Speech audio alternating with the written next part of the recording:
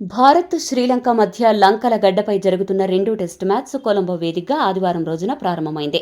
మొదటి టెస్టులో అదరగొట్టిన మన టీమిండియా ఈ రెండో టెస్టులో కూడా టాస్ గెలిచి సరిగ్గా అదే హిస్టరీని రిపీట్ చేసేందుకు రెడీ అయింది. నిజంగా శ్రీలంక పిచ్చుల మీద ఏ జట్టు అయితే టాస్ గెలుస్తుందో ఆ జట్టుకే విజయావకాశాలు 70% పైగా ఉంటాయి అనేది జగమెరిగిన సత్యం. మొదటి టెస్టులో అదే మ్యాజిక్ జరిగింది. ఇప్పుడు రెండో టెస్టులో కూడా టాస్ రూపంలో అదృష్టం మనల్ని వరించడం టీమిండియాకు కొండంత బలాన్నిచ్చింది. ఇక ఈ మ్యాచ్లో టీమిండియా ఒకే ఒక్క మార్పుతో బరిలోకి దిగింది.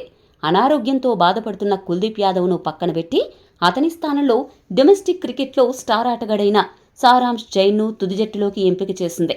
ఈ ఒక్క మార్పు మినహా మిగతా జట్టంతా మొదటి టెస్ట్ ఆడిన వీరులతోనే రంగంలోకి దిగింది. సారాంశ్ జైన్ 33 ఏళ్ల 145 రోజుల వయసులో టెస్ట్ అరంగేట్రం చేశాడు. 1999 తర్వాత భారత్ తరపున అత్యంత ఎక్కువ వయసులో టెస్ట్ అరంగేట్రం చేసిన ఆటగాడిగా నిలిచాడు. మొదటి రోజు ఆటలో రెండు జట్లు కూడా నువ్వా నేనా అన్నట్లే పోటీ పడ్డాయి. కాకపోతే ఇండియా వికెట్లు కోల్పోయినప్పటికీ గిల్ సేన ఆధిపత్యమే కనపడింది. దీంతో ఆట ముగిసే సమయానికి టీమిండియా 5 వికెట్లు నష్టపోయి బోర్డు మీద సరిగ్గా 300 పరుగుల భారీ స్కోరును ఉంచి శ్రీలంకకు గట్టి సవాల్ విసిరింది.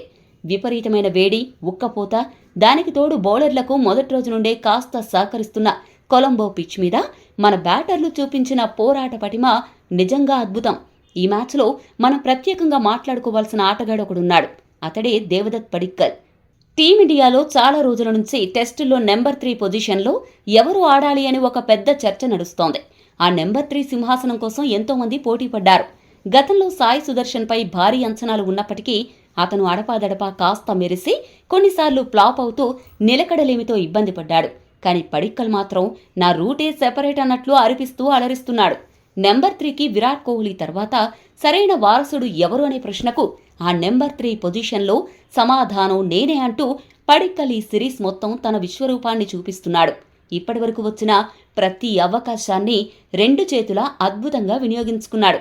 మిగతా ఆటగాళ్లు తడబడుతున్న అదే పిచ్ పైన తను చాలా స్పెషల్ అని ప్రూవ్ చేస్తూ ప్రాక్టీస్ మ్యాచ్ నుంచి ఈ రెండో టెస్టు వరకు వరుసగా సెంచరీలు బాదుకుంటూ వెళ్తున్నాడు. సెలెక్టర్లు తనపై పెట్టుకున్న నమ్మకాన్ని 100కు 100% నిజం చేస్తూ రఫ్ఫాడిస్తున్నాడు. ఇలాంటి క్లాస్ ప్లేయర్ టీమిండియాకు దొరకడం నిజంగా శుభవార్త అనిపించేలా బ్యాటింగ్ చేస్తున్నాడు.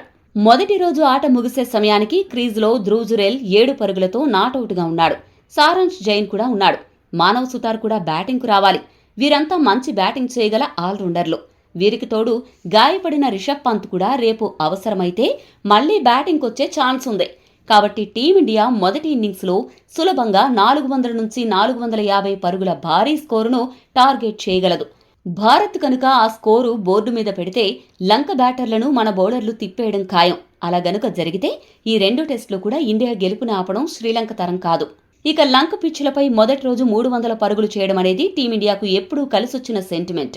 గత చరిత్ర చూసుకుంటే శ్రీలంకలో మొదటి రోజు భారత్ 300 పైచిలుకు పరుగులు చేసిన ప్రతిసారి విజయాన్ని అందుకుంది.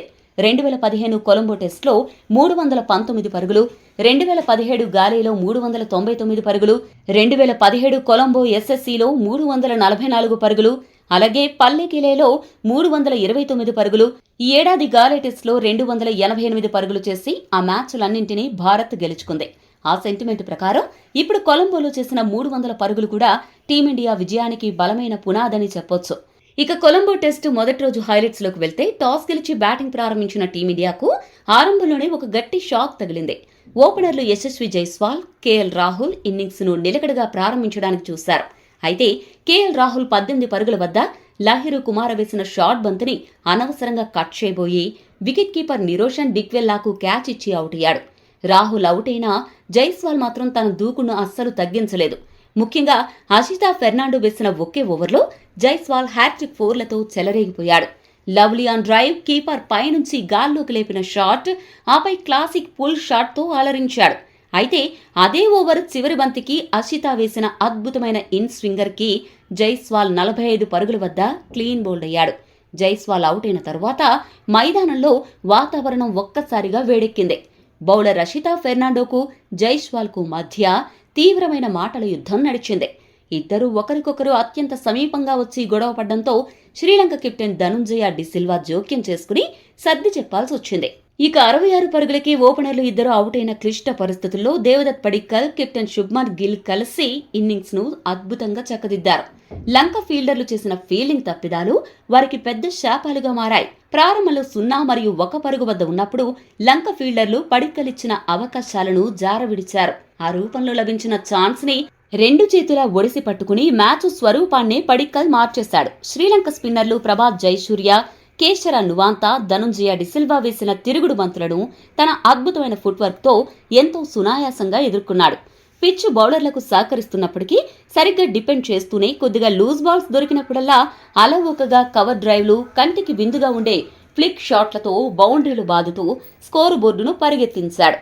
కెప్టెన్ శుభ్మన్ గిల్ తో కలిసి 3వ వికెట్కు ఏకంగా 120 పరుగుల విలువైన భాగస్వామ్యాన్ని నెలకొల్పి శ్రీలంక బౌలర్ల సహనానికి పెద్ద పరీక్ష పెట్టాడు.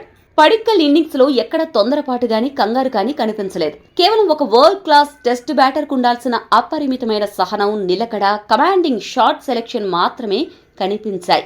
మొదటి టెస్ట్ లో విఫలమైన శుభ్మన్ గిల్ ఈ మ్యాచ్ లో చాలా పట్టుదలగా ఆడాడు. గిల్ కూడా ఈ ఇన్నింగ్స్ లో చాలా కంఫర్టబుల్ గా బ్యాటింగ్ చేస్తూ 50 పరుగులతో అర్ధ సెంచరీ పూర్తి చేశాడు.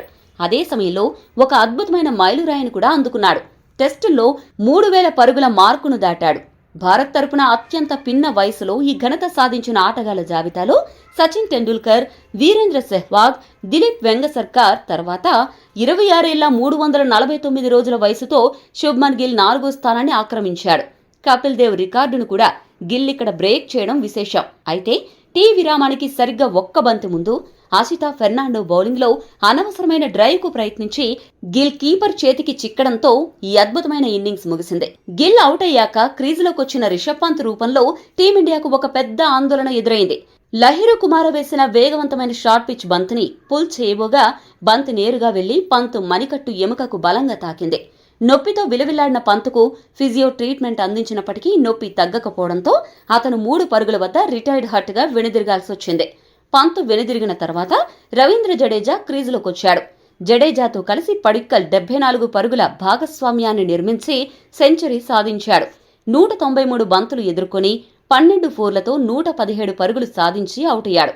ఈ మ్యాచ్లో సెంచరీతో పడిక్కల్ ఒక అరుదైన రికార్డును తన పేరిట లిఖించుకున్నాడు. భారత నెంబర్ 3 బ్యాటర్గా వరుసగా 2 విదేశీ టెస్టు మ్యాచ్ల్లో సెంచరీలు సాధించిన ఘనతను అందుకున్నాడు. గతంలో 2018-19 బోర్డర్ గవాస్కర్ ట్రోఫీలో చటేశ్వర్ పుజారా, మెల్బోర్న్, సిడ్నీలలో ఈ రికార్డు సాధించిన తర్వాత మళ్లీ ఏ భారత నెంబర్ 3 బ్యాటర్ కూడా ఈ ఘనత సాధించలేదు. ఆ రికార్డును పడిక్కల్ ఇప్పుడు సమం చేశాడు. సెంచరీ తర్వాత జోరు మీదున్న పడిక్కల్ కేశర నువాంత వేసిన బంతికి క్లీన్ బౌల్డ్ అయ్యాడు. పడిక్కల్ అవుట్ అయిన తర్వాత ధ్రువ్ జురేల్ జడేజాకు తోడయ్యాడు. జడేజా కూడా విపరీతమైన ఉక్కపోత, బాడీ క్రాంప్స్ ని తట్టుకుంటూ 43 పరుగులు చేసి మ్యాచ్ను ముందుకు నడిపించాడు. జడేజా, జురేల్ కలిసి మొదటి రోజు ఆటను సురక్షితంగా ముగిస్తారేమో అని అందరూ భావించారు. కానీ శ్రీలంక కొత్త బంతిని తీసుకున్నాక మొదటి రోజు ఆట ముగియడానికి సరిగ్గా చివరి ఓవర్ మొదటి బంతికి ఆసితా ఫెర్నాండో వేసిన అద్భుతమైన ఇన్ స్వింగర్ ని జడేజా జడ్జ్ చేయలేక లీవ్ చేశాడు. దాంతో బంతి నేరుగా వెళ్లి స్టంప్స్ ను ఎగరగొట్టింది. ఒక అనుభవజ్ఞుడైన బ్యాటర్ ఇలా చివరి ఓవర్లో అవుట్ అవ్వడం టీమిండియాకు పెద్ద షాక్ అనే చెప్పాలి. ఆ తర్వాత అరంగేట్ర బ్యాటర్ సారంష్ జైన్ క్రీజులోకి వచ్చిన సారంష్ జైన్ ఆసితా ఫెర్నాండో వేసిన బంతిని బ్యాక్వర్డ్ పాయింట్ దిశగా ఒక క్లాసిక్ లేట్ కట్ షాట్ తో అద్భుతమైన 4 కొట్టి తన కెరీర్లో మొదటి పరుగులను సాధించడంతో పాటు భారత్ స్కోరును సరిగ్గా 300 మార్కుకు చేర్చాడు. శ్రీలంక బౌలర్ ఆసితా ఫెర్నాండో 3 వికెట్లతో రాణించి లంకను రేసులో ఉంచే ప్రయత్నం చేశాడు. మొదటి రోజు టాప్ వికెట్ టేకర్ గా నిలిచాడు. అలా మొదటి రోజు ఆట ముగిసిందే.